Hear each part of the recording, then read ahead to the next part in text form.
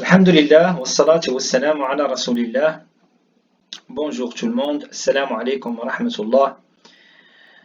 Dans la séance d'aujourd'hui, on va voir ce qu'on appelle Jama' al-Mudhakkar al-Salim. Jama' c'est le pluriel, al-Mudhakkar c'est le masculin, Salim c'est le saint. Pourquoi on l'a appelé comme ça? C'est l'une des formes de pluriel qui existe en langue arabe. Il y a plusieurs formes. Il y a Jama' al-Mudhakkar al-Salim, Jama' al-Mu'annath al-Salim, Jama' al-Taksir. Alors, pourquoi on l'a appelé comme ça? Jama' c'est parce que c'est un pluriel, Mudhakkar parce qu'il concerne le masculin, et Salim parce que la forme du singulier ou les voyelles dans le singulier n'ont pas changé. On a juste ajouté deux lettres. On a ajouté l'ya ou al-noun ou al-wa ou al-noun. Si on enlève ces deux lettres, on retrouve le singulier. Donc, sa'imin, si j'enlève les deux dernières lettres, je vais retrouver sa'im, c'est le singulier. Et farihun, si j'enlève les deux lettres là, les deux dernières lettres, je vais retrouver farih, c'est le singulier. Inna sa'imina farihun, ceux qui ont fait le jeûne sont contents. Donc, inna, comme vous le savez, c'est harfu nasbin wa tawkid.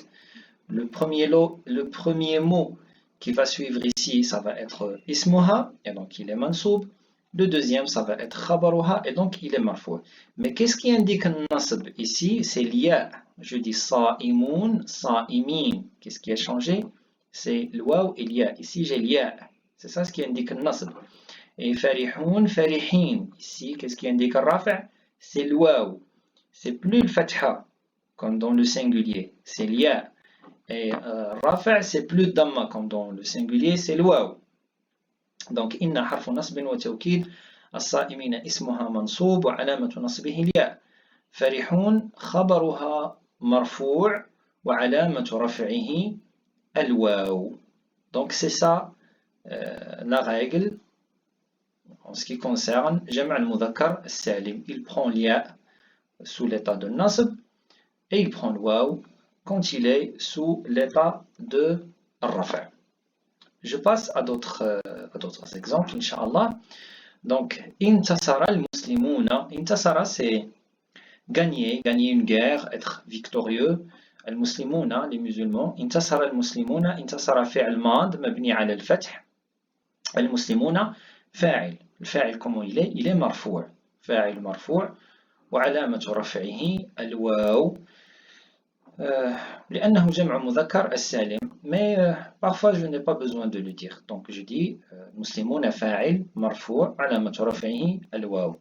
صام المؤمنون. صام c'est jeûner. المؤمنون les croyants ont jeûné. صام فعل ماض مبني على الفتح. المؤمنون فاعل مرفوع وعلامة رفعه الواو. الخاشعون قانتون. الخاشعون, ce sont ceux qui ont la piété, la concentration, la modestie. Qanituna, c'est qanata, c'est obéir. Qanituna sont obéissants. Obéissent toujours, c'est ça le sens de qanata, c'est toujours obéir. Donc, al-khashi'una, c'est mubtada.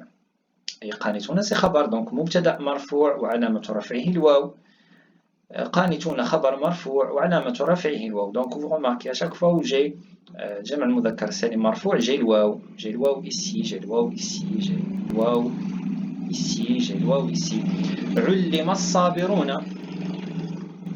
الصابرون, ce sont les gens qui ont de la patience. Les patients ont réussi à apprendre, furent enseignés, pour être plus exact dans la traduction, furent enseignés, parce que pour apprendre, il faut de la patience. Ulima, donc ici c'est un verbe, c'est fi'l mad, mais il est sous, on va dire, la voie passive, mabni lil majhoul.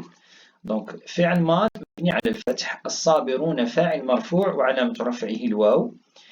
Kana al-muslimuna muzdahirina. Donc vous connaissez le travail de Kana, elle fait rafa' pour le premier, pour le mubtada, et ça devient ismuha, et elle fait nasb pour le deuxième, il devient khabaruha. Donc Kana al-muslimuna muzdahirina, les musulmans ont été prospères. Ils étaient prospères quand ils tenaient à leur religion. Quand ils ont lâché la religion, quand ils se sont éloignés de leur religion, ils ont connu la dégradation. Donc, كان فعل ماض ناقص المسلمون اسمها مرفوع وعلامة رفعه الواو مزدهرين خبرها منصوب وعلامة نصبه الياء. À chaque fois où j'ai جمع المذكر السالم منصوب, je vais avoir الياء ici. Voilà, donc je crois que tout est clair. Sur ce, prend fin notre vidéo et je vous invite à voir notre livre qui contient l'explication de 1000 mots des hadiths du prophète sallallahu alayhi wa sallam. Wassalamu alaykum wa rahmatullah.